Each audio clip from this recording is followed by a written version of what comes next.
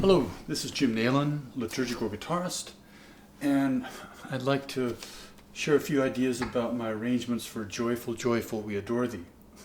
Again, you can find all my arrangements for free through my website, liturgicalguitarist.com.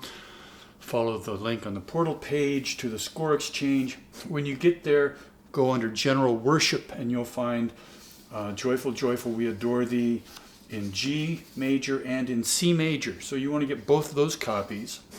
Also go to the, I think Schola Cantorum section it's called, and or St. Cecilia Institute, whichever, and find my guitar lessons and find the one scales in tenths and sixths. Hard for me to say. We're going to look at the bottom part here, scales in G major scale in tenths, and if you're familiar with scales, you probably played them before in one note at a time.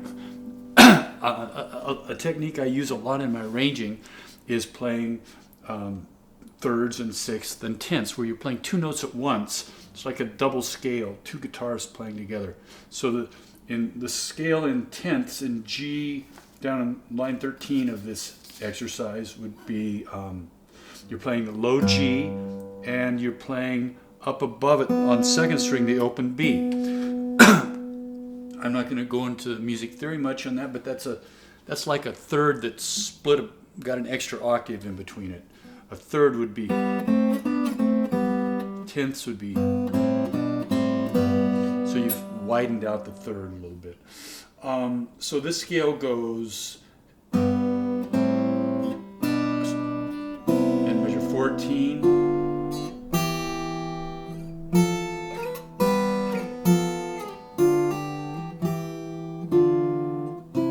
Actually, I'm playing the C scale here. The notes that are written would be,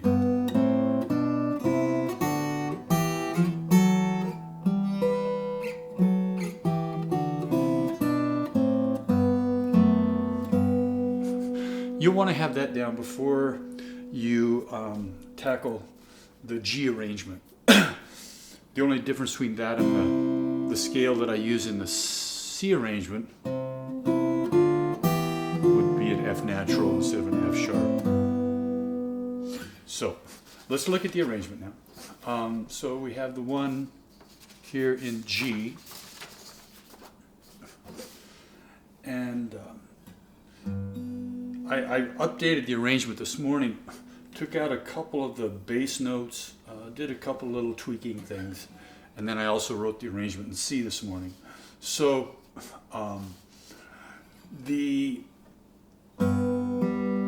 and this uses a drone technique, like a drone note, the open G bass a lot. Sometimes it's the open D, not G bass, but the G is an inner voice.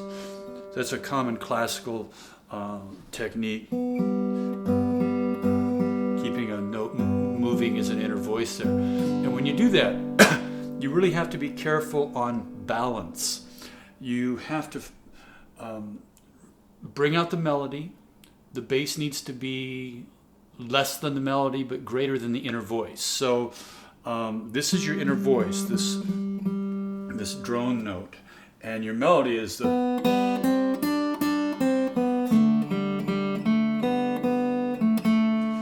bass would be the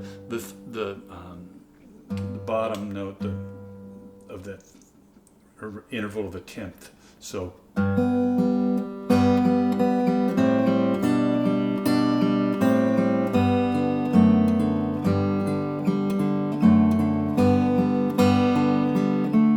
a D chord there and back to the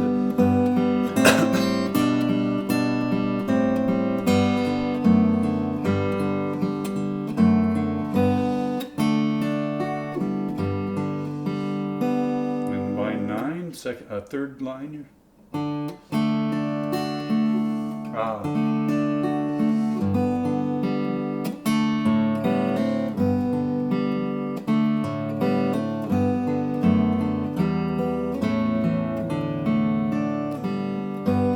The last line is like the second line.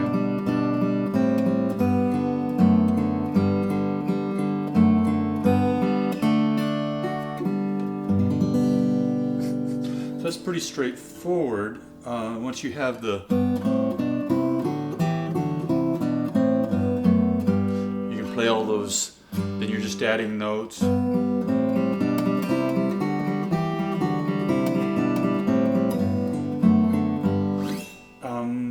I did the first measure, measure 1, measure 5, measure 13. They're all the same thing, except I just varied the bass a little bit in those. So the first time through, the first bass note is a half note, so. Then measure 5 would be repeating that first bass note, so on quarter notes. So. And then measure 13 is, you go up and quickly after you strike the 6th string, you grab the 4th string open. So, and none of my arrangements are meant to be, ironclad note for note. I try and just write sketches of what I play. I don't really read the music very well, or very often, and just sort of play and try to capture some of the ways that I do it. And so I use these as a guideline, as opposed to, if I was your teacher, I wouldn't slap your hand if you changed the notes around, okay? Now, then in C, which I started doing this about a year or two ago at Mass, and I use this at Mass quite often after the closing hymn. I'll just rip into this, and it's a nice postlude for sending everyone out of the church happily. And so I found that it's actually probably even easier to play in the key of C, though I did it and recorded it in G years ago. Here's in C. So now you would have a scale that would go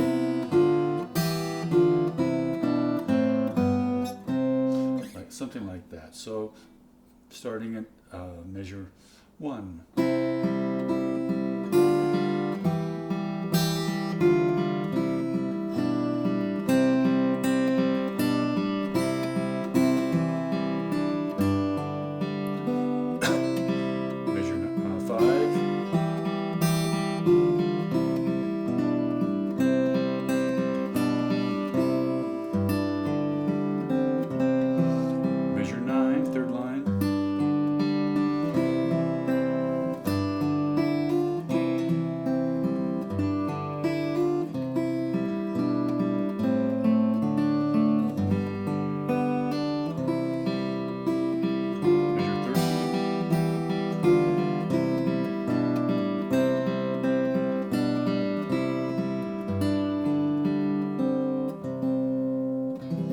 And each one of these endings are on half notes, the chords. And if I was going to put them together, I would probably change that last half note and arpeggiate it. So if I was coming off the G, the last measure 13 of the G arrangement,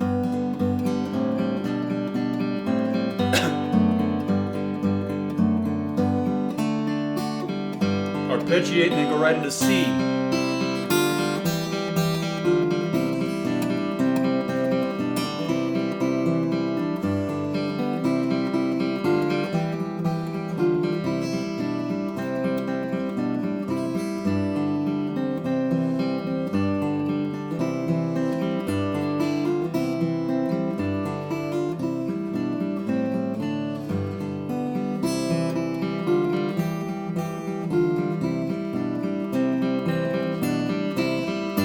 Back to G, arpeggiate that, and then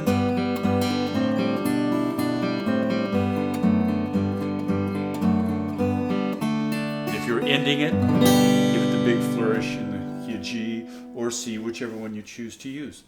And again, the balance is real critical. I'll just finish with a couple of thoughts on that. Be sure, I might have had that inner voice a little loud on C there, but you don't want it to sound like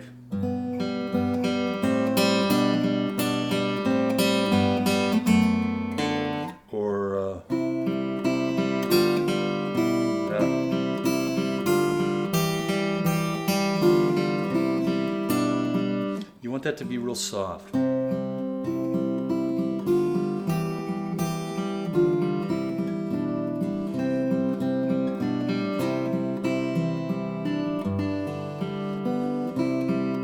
So that's just practicing, and you can practice that as when you're doing the tenths scale here. Just try using your first finger in between, like,